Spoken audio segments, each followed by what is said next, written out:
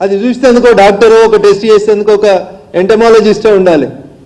రంగారెడ్డి జిల్లాకి చెందిన ఒకరిని తీసుకొని వచ్చి జిహెచ్ఎంసీలో 5 ఏళ్లకోలే అదే ఉద్యోగంలో పెట్టిరు. డిప్యుటేషన్ మీద వచ్చినామే 5 ఏళ్లకోలే 2 డివిజన్లకోలే పనిచేస్తుంది. ఇగో ఇది ముఖ్యమంత్రి గారికి మున్సిపాలిటీ మీద ఉన్నటువంటి శ్రద్ధ. జిహెచ్ఎంసీలో ఎక్కడ చూసినా దోమల పంచాయతీ తప్పితే ఇంకొకటి లేదు. అందుకని చెప్పి ఆ ఎంటమాలజిస్ట్ మీద చర్యలు తీసుకుంటాడా తీసుకోడా అని చూస్తే కమిషనర్ 4 రోజుల నుంచి చూస్తున్నా, 2-3 కాంట్రాక్ట్ ఎంప్లాయీస్ మీద చర్య తీసుకొని 2 ప్రాణాలు పోతే మున్సిపాలిటీలో సంబంధం లేదు, చర్య లేదు. మున్సిపాలిటీలో పనిచేసేటువంటి కాంట్రాక్ట్ కార్మికులు గుర్రపు డెక్కలు తీసేందుకు చెరువులకు పోతే వాళ్ళ ప్రాణాలకు విలువ లేదు. నా జిల్లా అని బాగా మాట్లాడుకునేటువంటి ముఖ్యమంత్రి సొంత జిల్లాలో ఎస్ఎల్బిసి టన్నల్లోకి పోయినటువంటి కార్మికులు చచ్చిపోతే 8 రోజుల నుంచి ఆ టన్నల్ దగ్గరికి పోయేందుకు ఓపిక ముఖ్యమంత్రికి లేదు. ఢిల్లీకి వెళ్ళి ఏఐసిసి ఇన్ఛార్జ్ వస్తాడు, లేకపోతే ఇలా వనపర్తికి స్కూల్కి పోతాడు, గుడికి పోతాడు, అన్నీ చేసుకొని ఆఖరికి సాయంత్రం ఏదో వాళ్ళందరిలో డెడ్ బాడీస్ ఏమో బయటకు వస్తాయని ఒక వార్తలు వస్తుంటే వాటిని చూసి ఒకటేసారి అన్ని కంప్లీట్ చేసుకొని వచ్చేందుకు ముఖ్యమంత్రి గారు పోతా ఉన్నారు. ఇది ముఖ్యమంత్రి గారి వ్యవహార శైలి. అసలు ముఖ్యమంత్రి గారికి ఏమైనా అడ్మినిస్ట్రేషన్ మీద పట్టుందా, ప్రభుత్వం మీద పట్టుందా, నీ వెనకాల ఏం జరుగుతుందో నీకు ఏమైనా తెలుసా, నీ పక్కన ఉన్న కుర్చీలు గుంజేందుకు ఎట్లా ప్రయత్నాలు చేస్తున్నారు అనేది నువ్వు ఢిల్లీలో బాధపడుతున్నావు తప్ప నీ ప్రభుత్వాన్ని నువ్వు కంట్రోల్ చేసుకునేటువంటి శక్తి నీకు లేదనేది చాలా స్పష్టంగా ఇక ఈ మధ్యలో అర్థమవుతా ఉంది. మహేష్ కుమార్ గౌడ్ గారు మీరు కూడా బీజేపీ మీద మాట్లాడుతున్నారు, మా మీద మానేసి మీరు చేయాల్సిన పని ఏంటంటే కాంగ్రెస్ ప్రభుత్వంలో ఇంకా 6 మంత్రి పదవులు ఖాళీగా ఉన్నాయి. ఒక్క బీసీకి మంత్రి పదవికి అర్హత లేదా? కాంగ్రెస్లో 6 మంత్రి పదవుల్ని ఫిలప్ చేసుకోవడానికి 14 నెలలుగా దాదాపు 30 సార్లు ఢిల్లీకి వేస్తే కూడా అనుమతి వస్తలేదు. మీరు వచ్చి బీజేపీ గురించి, భారతీయ జనతా పార్టీ గురించి, నరేంద్ర మోడీ గారి గురించి మాట్లాడతారు. సిగ్గుండాలే మామనూరులో పోయి మేం తెచ్చిన ఎయిర్పోర్ట్ అని చెప్తారు కాంగ్రెస్ వాళ్ళు. మామనూరు అనే ఎయిర్పోర్ట్ గురించి కాంగ్రెస్కి సంబంధం లేదు. మామనూరుకి ఎయిర్పోర్ట్ కావాలని కాంగ్రెస్ అన్నాడు, ఉత్తరం కూడా ఇవ్వలేదు. గతంలో జ్యోతిరాదిత్య సింధియా గారు మంత్రి ఉన్నప్పటి నుంచి భారత ప్రభుత్వం నరేంద్ర మోడీ గారి నాయకత్వంలో మామనూరు ఎయిర్పోర్ట్ కోసం ప్రయత్నం చేసింది.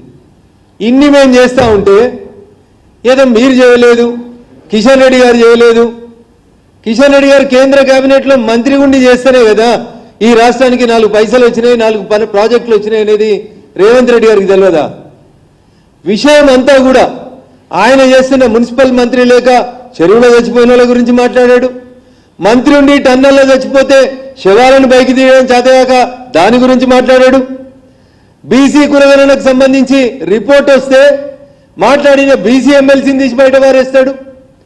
6 మంత్రి పదవులు ఖాళీగా ఉంటే మంత్రుల్ని నింపుకునే చేత కాదు. ఆఖరికి బతిలాడి చేర్చుకున్నటువంటి టీఆర్ఎస్ ఎమ్మెల్యేలు మొన్న ఒక ఆయన కంప్లైంట్ ఇచ్చిండు, నాకు నవ్వాలను ఏడవాలని అర్థం కాలేదు. గద్వాల ఎమ్మెల్యే పోయి కాంగ్రెస్ వాళ్ళు నా బొమ్మనాల ఫ్లెక్సీల మీద పెడుతుర్రని కంప్లైంట్ ఇచ్చారు. గద్వాల ఎమ్మెల్యే పోయి ముఖ్యమంత్రితోటి కండువా కప్పించుకున్న గద్వాల ఎమ్మెల్యే పోయి పోలీస్ స్టేషన్లో కంప్లైంట్ ఇచ్చి కాంగ్రెస్ పార్టీలు నా బొమ్మను తీసుకుపోయి ఫ్లెక్సీలో పెడుతుర్రని పోలీస్ స్టేషన్లో ఎఫ్ఐఆర్ నమోదు చేయించారు. అంటే ఏమర్థమవుతుంది రేవంత్ రెడ్డి?